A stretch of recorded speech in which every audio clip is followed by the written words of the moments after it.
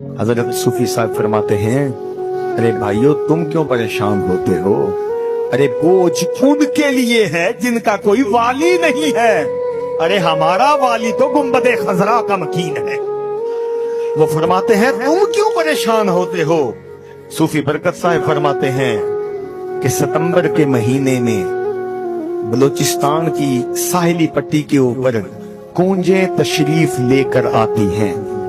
صوفی صاحب کا جو خادم وہ لکھ رہا تھا، اس نے کہا حضرت کونجیں بھی تشریف لے کے آتی ہیں؟ یہ تو کسی معزز کے لیے ہونا چاہیے کہ جی وہ تشریف لے کے آیا، تو کونجیں بھی تشریف لے کے آتی ہیں؟ آپ نے فرمایا ہاں، میرے اللہ کی ہر مخلوق کی صاحب ہے۔ ہائے ہائے ہائے ہائے، میرے رب کی ہر مخلوق معزز اور محترم ہے۔ آپ نے فرمایا کونجیں تشریف لے کے آتی ہیں۔ آنڈے پیچھے انڈے جو ہیں منگولیا میں دے کے آتی ہیں۔ منگولیا میں کونجیں پاکستان میں ہیں، توجہ رکھنا، کونجیں پاکستان میں ہیں، انڈے منگولیا میں دے کے آئی ہیں۔ کونجیں پاکستان میں ہیں، توجہ ادھر ہے انڈوں کی طرف۔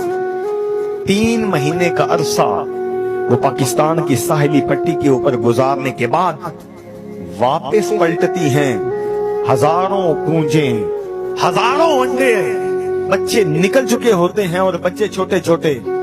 آپ فرماتے ہیں ہزاروں کونجیں، ہزاروں بچے بغیر کسی تصدیق کے ہر کونج اپنے اپنے بچے سے جا کے لپٹ جائے گی۔ یہ کہنے کے بعد وہ فرماتے ہیں یہ مثال میں نے اس لیے دی ہے کہ ہزاروں نبی ہوں گے، ہزاروں امتیں ہوں گی حشر کے دن۔